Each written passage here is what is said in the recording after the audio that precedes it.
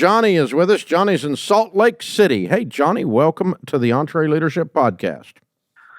Hey, Dave. Thanks for having me on here. I appreciate you taking calls from folks like me. I'm honored, sir. What's up in your world? So I got a question for you. I own a company that I started about 6 years ago, and basically it's me that runs the company, and then I have one other person that fulfills orders. I get warehouse flooring manufactured overseas and sell online direct to customers. And, for the past 6 years, we've basically been growing at the speed of cash, which I'm super grateful for. First year, we did about $10,000 to $15,000 in revenue, jumped to about 25, 60, and last year we did 250,000.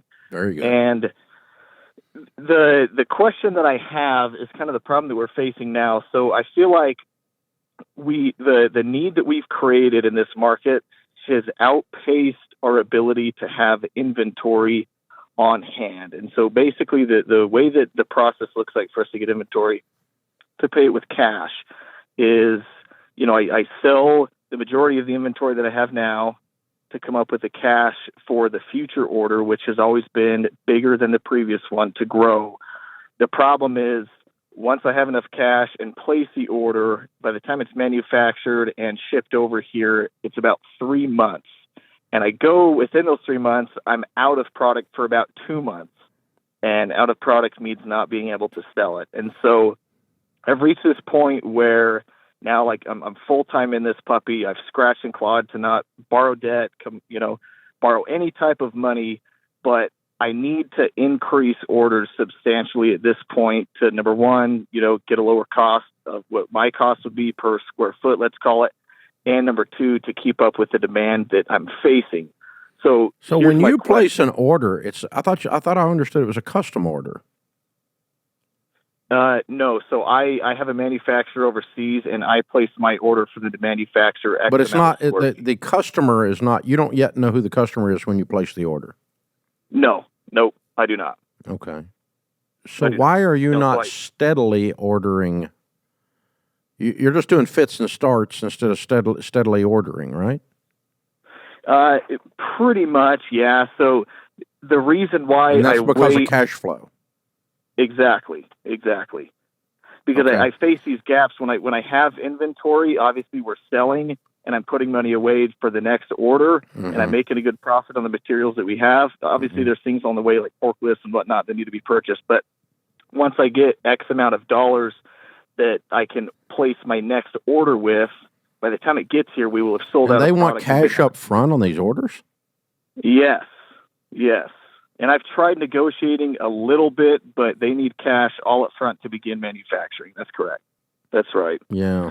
In what country? In China. I'm not paying China up front.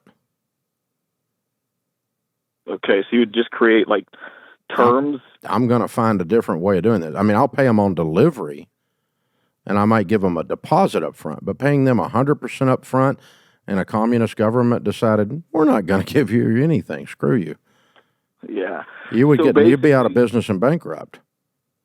Yeah. And that could happen. I mean, there is absolutely nothing that keeps them from doing that. I mean, we have run millions and tens of millions of dollars of product out of China. We're not currently ordering anything from China, but we never prepaid 100%. Because they could absolutely take our head off if they just chose to. You're really vulnerable doing that, dude. Right. I mean, because you've made the assumption that these people's value system operates with honor the way yours does, and that's a dumb assumption. Yeah. Yeah, I have basically a middle broker that holds funds until product is finished manufacturing and has to be released to my carrier that I hire privately to pick up. Okay, then the Chinese aren't holding the money. Yeah, no, that's correct. Okay, so here's where the BS is. It isn't the Chinese that want the money, it's the broker. He wants to make sure you pay your bill. Right. And you've done enough of these that's not okay anymore. You may need a new broker. We used to use it. We've had 5 different product brokers that were doing the connections with the different factories we were using in China, because we had a concern that they were using 5-year-olds to build it or something, and we don't want to support that. So we actually sent team members and the broker over to visit the factories to make sure adults were doing the work and it wasn't a sweatshop or something. We didn't want to be involved in human rights stuff, right? As a matter of morals, we didn't want to do that. And so so our deal was, if we're going to do business with China, we're going to hold the money, and the brokers all have to help us get into the factories, and we had to walk through them and all that. You're not doing enough of an order to justify that expense at this stage, but there's lots of people that broker what you're talking about, and you might even check into some different countries. There's a lot of the Chinese business has been moved to India and to Vietnam and to Thailand.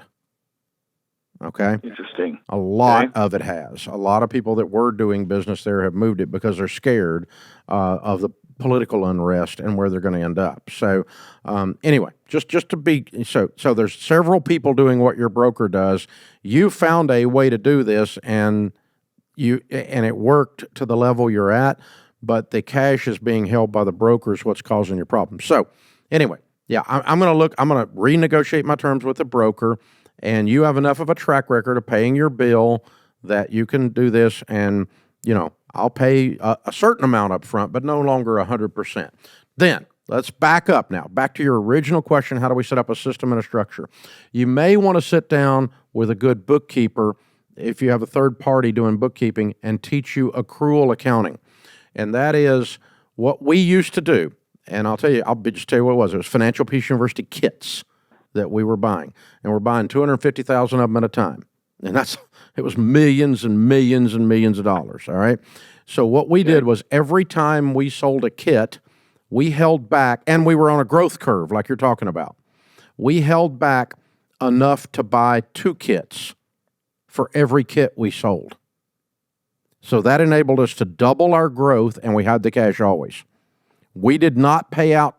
We did not pay out profits. I didn't take money home. We held it back in retained earnings enough to do double. Now, you may not be able to do double, but you could do 1.5 or something, okay? So, So what's your typical order size? $50,000 probably? 70, yep. 70. Close. Okay. 70,000. And what do you sell that $70,000 order for when all's said and done? What's the retail on it for you? It would be close to $180,000. Okay, so you're not quite tripling your money. No, it's about 2.5. Yep. Yeah. Okay. So if you held back 1.5 every time you sold it. So let's say you get a $70,000 order in, customer comes in, buys $10,000 worth of the 180, then you hold back what it takes to replace that inventory plus 50% for growth. Okay. Every time. So as soon as you get paid by your customer, you're already funding the next order, because you're going to carve that out and set it to the side in retained earnings, so that it does not, because we're running cash basis accounting or running cash basis operation, but that's called accrual accounting, where every time you make a sale, the cost of goods sold is set aside for replacement of inventory. And all we're doing is marking it up to 1.5, so that the 0.5 is for growth. Right. And if you need to order more than that 1.5, don't. Grow slower. Don't get out over your skis. You'll fall. Yeah.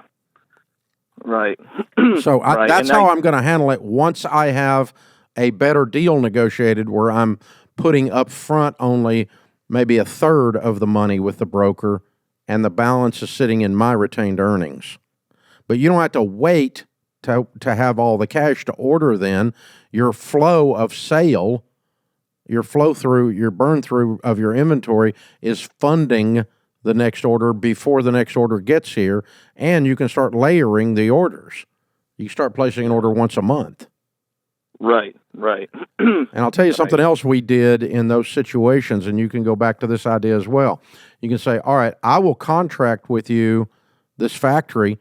Let's say you did $250,000 worth. I'll contract with you to do $150,000, $200,000 worth in this calendar year, and it's going to be in 4 distinct orders, 1 a quarter, but a total of that, and I want the discount based on a $200,000 order. but you're not getting the Even though it's not placed $200,000 all up except front. in increments. Yeah. Okay. But you get the discount as if you did it all up front, and because you're contracting for the whole thing, and then you order and you pay it out per order in increments, quarterly or monthly or however you want to lay it out. I don't care. But in every case, the 1.5 or the 1.75 will keep you ahead of the curve and allow you to do the next order. By the way, before you get to the end of that year, you will place the next year's order, and it would be larger for growth.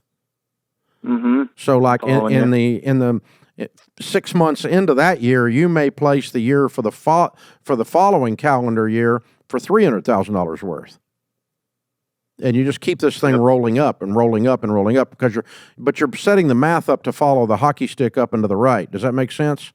Yes, it does. It does. Yeah, it does. And so, I mean, that was on the scale that I was going towards as far as setting money aside, obviously without negotiating, which it really sounds like I need to do. You do. The problem is, yeah, I do. Absolutely. The problem now is I've started to take a salary, and so it slowed that down a little bit. I still think that I can do it in the event that I. Oh, you got the margin. You got the margin to take a salary. You can't take a salary of $150,000 because you don't have that kind of profit. Oh, absolutely not. Heck no. Yeah, I pay myself $60,000 a year, which is basically. So if your 70 is turning into 180, you can take 1.5 out and $50,000 and still be okay. Yep. You got the margin as long as you don't go buy 7 forklifts, right? No, absolutely. Yeah. So, yeah, I mean, just don't load up on equipment over here and big boy business toys or whatever on the other side, and then make yourself go broke on that side. But Johnny, you got the tail. You got the tiger by the tail here. This is a great job, man, because you've bootstrapped this completely. And from an accounting perspective, you had no freaking idea what you were doing, and you figured it out because you're a stud, man. Way to go! I'm very proud of you.